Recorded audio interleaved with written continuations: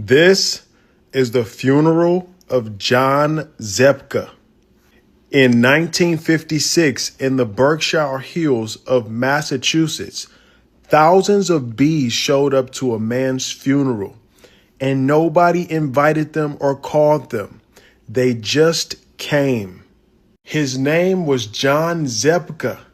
He was a florist and a beekeeper, and throughout his long life, he raised and worked with and loved bees. He was widely known in Berkshire Hills as the man who had a way with the bees. That phrase, a way with them, says everything. He wasn't just a man who kept bees. He was a man bees trusted. He never wore protective gear around them.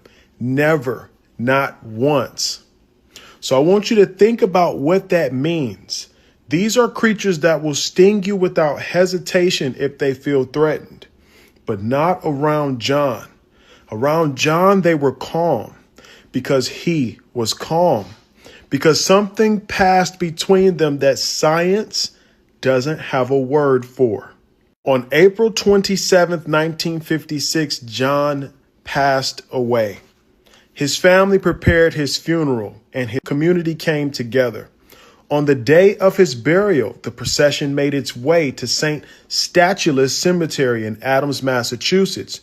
And when the mourners arrived at the grave, they found the funeral tent literally swarming with bees.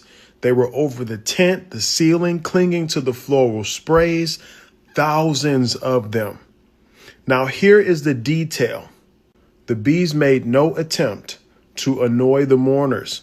They just remained almost immobile. Thousands of bees in a tent around a grieving people and not one sting. They weren't there to threaten anyone. They weren't confused. They weren't swarming because of a nearby hive. They were bearing witness. They were mourning as well. The New York Times covered this story. The reporter wrote 7 words that I certainly think about constantly. Nothing like it has ever been seen before.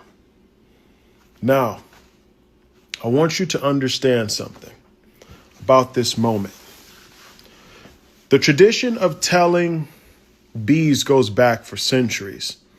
The first record was in 1621. They all believed that bees were almost members of the family.